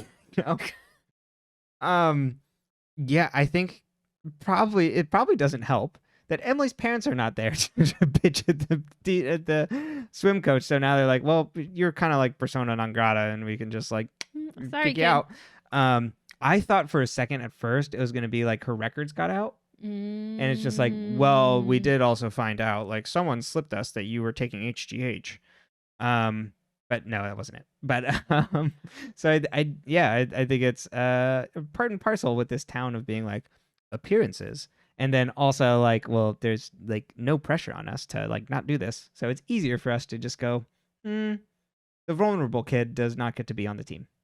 I don't remember like a no felony rule in my misdemeanors. Misdemeanor rule in high school athletics, but yeah, I didn't do any school organized sports. Miss Vicky didn't check my criminal records. Right? She was aiding and abetting my crimes. She was checking on it, yes, but she didn't care. Okay, the Arya Ezra reveal in the mic punch. Yeah. Why didn't they just lie about when they met? I think they feel like it's a. Oh, you mean like after? Like, Yeah, well, we hooked up like once Ezra was like no longer teaching me. Yeah. Yeah. No, because it seems like, no, you see, we met before we knew. Or even just like, and then we didn't do anything while he was my teacher, and then we got back together. Right. Just anything to soften the blow of being like, well, Like it's Pretty Little Liars. Arya. Yeah. I was turning in homework and then hanging out with him on the weekends. He was doing alone. it for me. Yeah, we don't know about that. I can see Arya being like, no, I'm doing my homework still. It goes bad in ways that are extremely predictable when a 23-year-old man who used to be the teacher of their daughter is like, I'm in love with your daughter. 16-year-old. Yeah. It's bad. It's really bad. So I mean, like, I'm glad we get the gravity of the parents being like, what do we do with this information? Mm-hmm. This is a lot. And, they don't outwardly call him a predator. There's none of that verbiage. Well, and because if he hadn't been in a position of power based on the laws we looked up, he wouldn't be, in quotes, a predator. Exactly. He is, but like legally. Yeah, I think what I've seen too is there's like some criticism on like how the show can make it look like that we should sympathize with him and Arya. Mm-hmm. But I think that's because it's told from her perspective. Like we're given the teenager's point of view. Does that make sense? Like not like it's coming from the girls for the most part. Yeah, I do see that. And the parents really hone it in for us. And like I don't think they villainize them by doing that. It's just like villainizing the parents. Yeah. No. So yeah,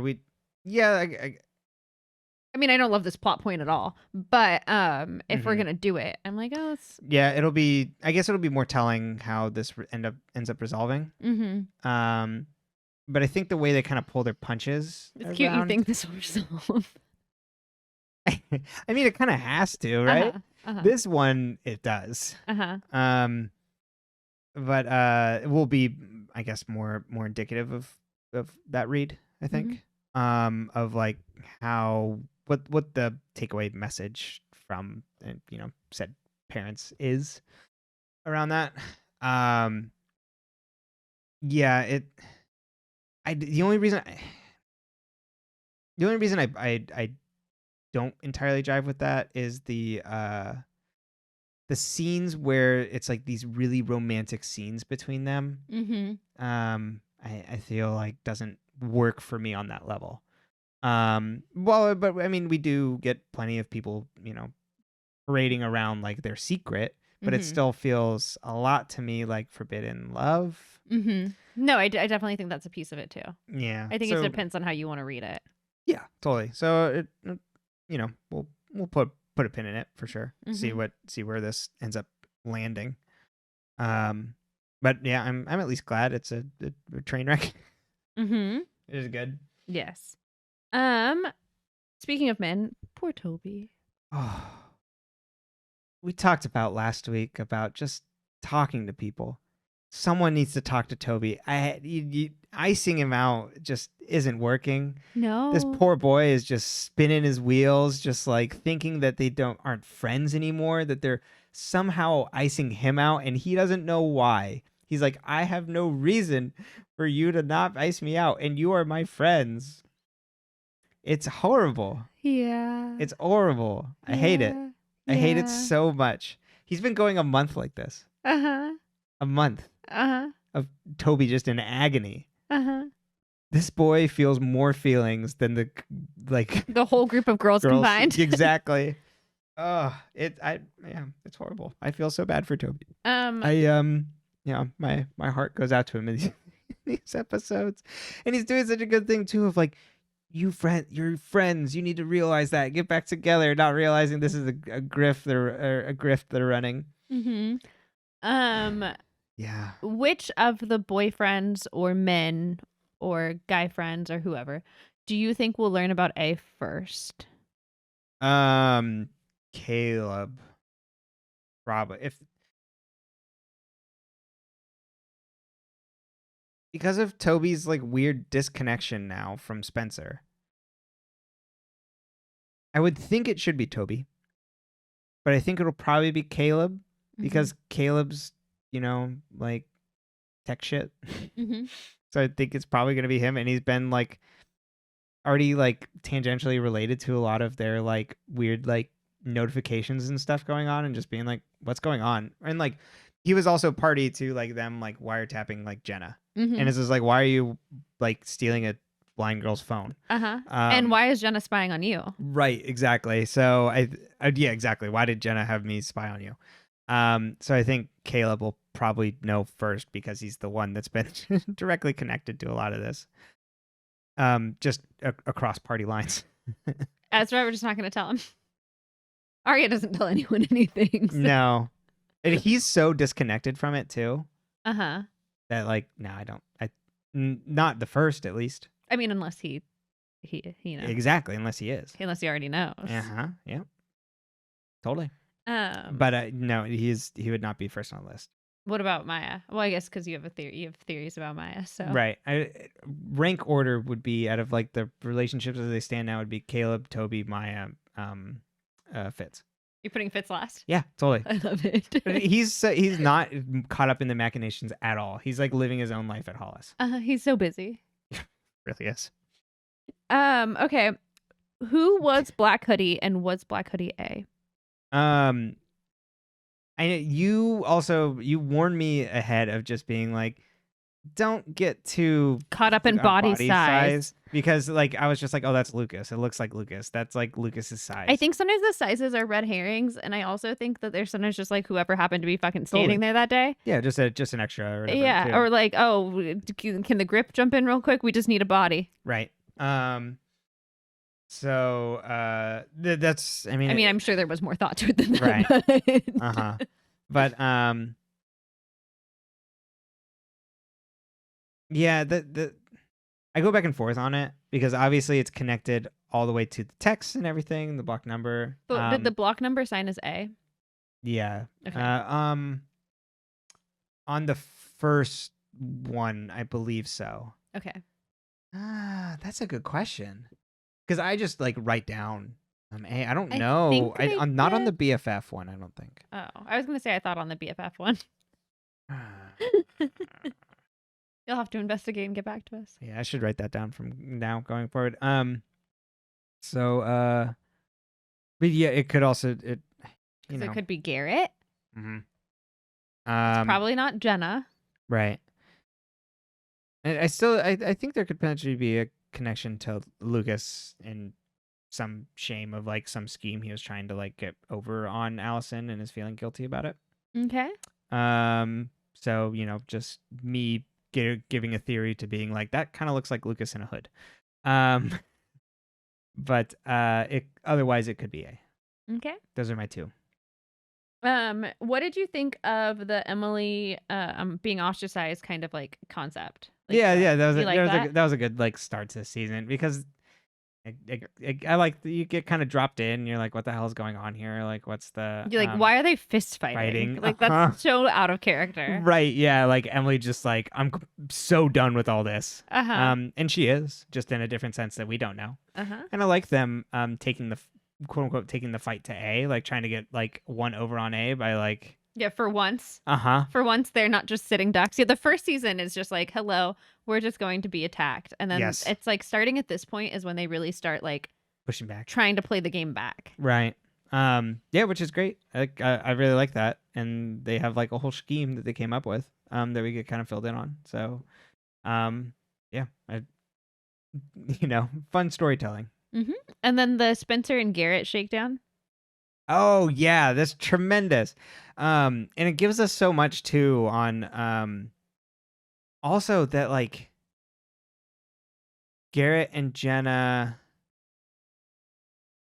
no longer feeling afraid to not be like private about their relationship is really like interesting. The cop's allowed to date the high schooler, right?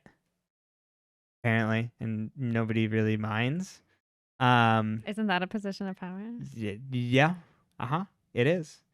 Or we don't get the people saying that it minds. And it seems like Jenna and Toby's parents are like ceiling fan at best. They're very uninvolved in their children's lives. And so I think that's interesting that it's just like, oh, now they're going to be like out and about in public. But it also seems like that they could be on the outs with each other because like Garrett's like, I'm at the school and you're not here. And it's like, why are you not here? So like, what is Jenna up to? We don't get like any like Jenna like doing her stuff this week. Yeah, we got no Jenna. We got Lady G and then we got nothing. Lady G. And so it's yeah, and I like Spencer just being like, oh yeah, like being alluding to stuff to him and him trying to be like composed. I'm like, I think you're trying to say something, and she's like, no. Yep. I like when Spencer goes combative. I like when she goes cold combative. Totally. And I think it's also interesting too. I didn't mention this in the last episode, but seeing like a meeker version of Spencer who's just like, I'm studying and in books and like that's okay. And then like compared to now where it's just like attack. Yeah, so I like Spencer going in a aggressive mode. I love it. Any other thoughts from the episode? Before we go into Theory Corner. Yeah. Let's see. Mike, seems to be like around the bend, I guess. At least we're like talking about that. He's like, yeah, I'm like taking meds and it's like dialed in the right way and I'm feeling okay, at least at this point. I always wondered if that's because they didn't know when he'd have to leave for Teen Wolf. Totally. And so they kind of like sped it up. Let's rub him the blood. At least like I don't know why they gave him a conclusion. Totally. But at least like the message is like, oh, he's with like the right amount of meds and things. He's and doing the right okay. therapist. Right. Yeah. And he's just like now having to deal with like the parents still looking at him weird, which it totally makes sense. Yep. So I did like that point. And then the return of like jealous Lucas is like, okay, like I don't really care about this. And realizing that regretting his decision of like bringing like Caleb back in. Yeah. Because then it's like, now I don't have time with Hannah anymore. Which I guess I understand. But I don't know. I'm not interested in that. No. don't really care. Could not care. So, and then yeah, just the weird one-liner about like Melissa's health potentially being in danger. Yeah, there being some issue with her, the baby. Yeah. Dropped and left. Well, we'll find out, I guess. But well, you wanna just. We mentioned it in the wrap up. Tom, that's like psychological warfare on your like old Tom. Family. Yeah. Like I try to repress this plot line, kind of like Sean. There's a lot of Hannah's plot that I'm like, what if it's only Caleb? Yep, exactly. Don't see any of this. What a fuck! Like, what a fuck! What a fuck! Just I'm gonna bring my family back to Rosewood so we could be a family and figure this out. That's the issue. is you fucking leaving this one. Yeah, why don't you just go off with your new family? Yeah, Okay, and bye. leave us the hell alone. But it's like, nope, I'm going to continue to terrorize you. Ah, awful. But that's my piece on these episodes then. Then do you want to take us to your theory corner? I'm ready. Let's step in. Excuse me. Let's step into.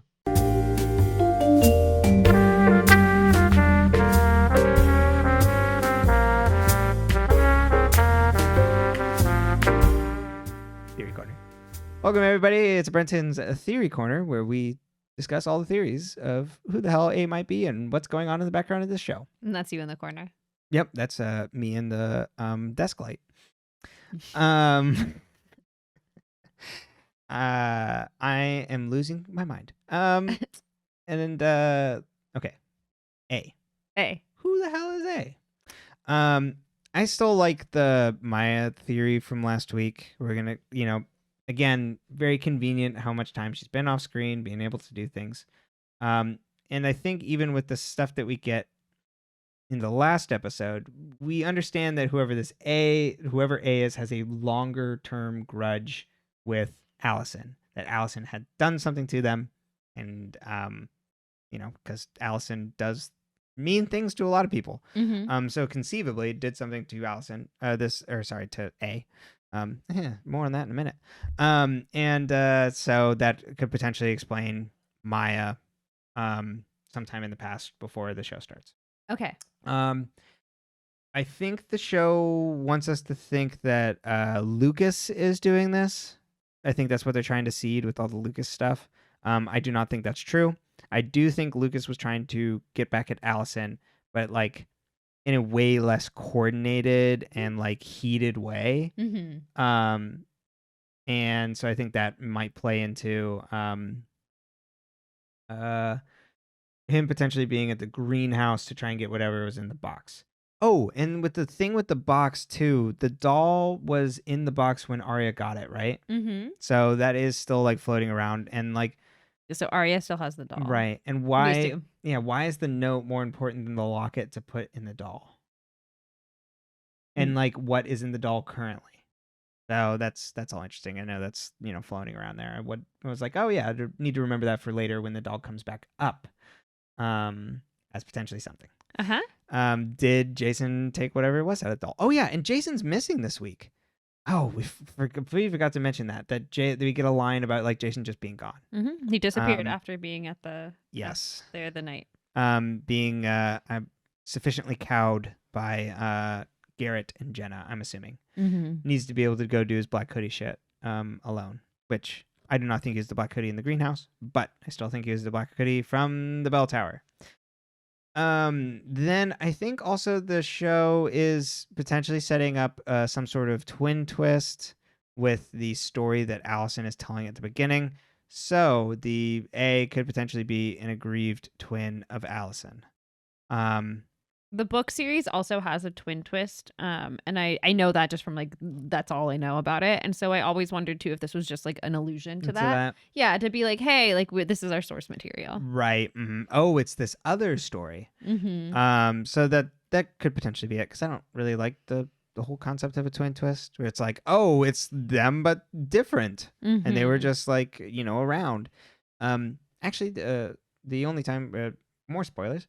It does kind of work as the Prestige of just like, oh my god, the worst fucking people imaginable. Well, yeah, the twin twist and then the being able to photocopy yourself was that whole movie was just a fucking nightmare. It is. It's just it's such a mess. But it's just the worst men imaginable doing magic. Mm-hmm.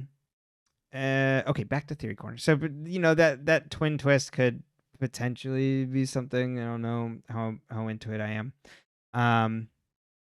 And Melissa again is off doing her own thing. I'm kind of falling more and more and out of I'm finding I'm not like finding that one as much as strong, because she's been so uninvolved this season, and everything we hear is that it's like she's doing things with the parents a lot in Philadelphia, Mm-hmm. with the babies, so that she's doing her own thing. I do think she's connected to that night somehow. Mm-hmm. Because she has this weird relationship with the NIT club, and then also with Alison that we kind of get. And I think that's more of a one-way feud. Alison knows something about Melissa, and Melissa is just like, why are you on my case? Because of probably Allison's connection, or not Allison's, Melissa's connection to Ian and the NIT club that way. And Garrett and Jenna still running their own, grifter or whatever. But I think Jenna, Their party. Yeah. But if we could get more, we're kind of getting more of an idea that maybe Jenna was just using Garrett. Yeah. Couldn't that be something? Wouldn't that be something? But I don't think she's A. We also, we don't know enough about Fitz. Could still be A. But as of right now, out of all of our characters, we'll still have Maya top of that list. Okay. I don't know if there's any. Yeah, because I think we got some exciting things around A stuff and A motivations. I don't think we got anything more concrete for me to start like finger pointing at people. I think it's misdirection with all the stuff they do with Lucas, which is what I think a lot of that is. And I think in another way is kind of absolving Noel from being a part of it, because Noel is just kind of a dumb jock. So, and Jason is son. And Jason is son. See? But no Peter, no Jason this week, so we don't get any more family tree stuff. But if Jason is son, who knows Jason is son? Right. Potentially his sister, who is now dead. Which sister? Exactly. Oh yeah, and also Alison could still be alive. That always back pocket that one. And if she is, she's A. But then who was tormenting her? Oh right, yeah. We just got to throw that one completely out. You're completely right, because someone was tormenting Alison. So twin.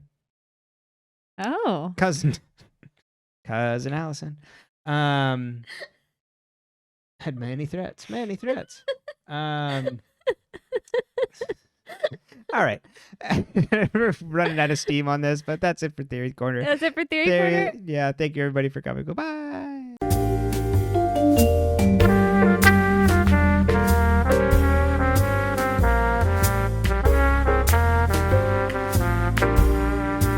Any final thoughts? Any songs you want to sing? That's it. I had a fantastic time with this episode. Yeah, you really did thoroughly enjoy the Halloween one. Yes. I think you'll like the other Halloween one too, and when we get to it. I think that was my favorite episode of this series so far. The costumes in the next Halloween episode are some of my favorites, and just like Mary Queen of Scots. Mary Queen of Scots. That was Spencer. Pay off an hour later. But I like it's like a ghost train theme. Oh, like it? And you know how I love trains. Exactly. The ghosts have it right. You should Public transit. We should all be on trains. Yeah, is it just like Ghost Train like that we're dealing with on Riverdale? I don't know, because we haven't seen the ghost train on Riverdale. You know right, what I mean? But how they like talk about the ghost train? No, this is like a party on a train. Oh, I see. Okay. It's a good episode. Okay, it's cool. I'm excited for it. At least I remember really liking it. Cool. Any final thoughts? No, I think that's it for me. Do you ever think we'll see the demented little demon girl again? Oh, the story about those two. There's gonna be something else like it. It may not be the same story. Fair enough. It may be. We may get a reveal that we may get a reveal that in someone's past this is like very similar. That is the person from Dr. Sullivan's file of being anger, wanting revenge, could be related to something like that. But I think it is more just like a metaphor. Yeah. All right. Shall we wrap it up? Let's do it. When I'm not here doing this, sometimes I do other things. Lately, I've just been talking about books on TikTok because that's all I have the energy for. So if you want to find that or follow my blog or find any of my other information, you can find that all in the link tree. I've updated all my links so they'll take you to the right things. Yeah. And you can find this podcast on all your audio podcast platforms of choice, or the video version on YouTube at Dead Ends. Then you can see my pretty faces that I make when Brenton makes theories. That's right. And you can also now find us on Twitter. I made a Twitter just to make like super just to like be able to like broadcast like if we're gonna be like missing a week or like when episodes go live. You can find that at Dead Ends Podcast at twitter.com at Dead Ends Podcast. Dead Ends at Dead Ends Podcast on Twitter. And then you can also send us an email at deadendspcast@gmail.com. Right now, we just got a spam email about Bitcoin. Exactly. It's beautiful. But yeah, and then you can find things on our Twitter, like I said, when things go up. And then you can also find our Let's Plays over at my YouTube channel, Burger Discourse. We just got finished. We just like put up a new episode on Kingdom Hearts Rechain of Memories. Yes, and we finally got back to it. We finally figured out how to play the game, Brenton did, which makes it a lot more tolerable. Yeah. No, let me tell you, fantastic. If you know how to play the game, it's significantly more fun to play. Mm-hmm. You know, it's not fun playing a game poorly for like 2 months straight. Yes, it was a little 3 rough. Months? It's been since like March. Yeah. It's been like 5 months. It's been a long time. So we finally got it, and we're almost at the end. Ooh. Well, are we almost at the end? Maybe not actually. No, we're probably hitting the midway point. We're getting closer, but yeah. Yeah, other than that, we're here. Yeah. We do this, and we're still here, and we're going to find out everything. Do you think you know anything yet? No. Well, maybe some things, actually. What are the odds you think any of your theories are right? Besides Jason. Very low. Jason is son, because you feel very good about Jason is son. My A theory is probably like 10%. Okay. Very low.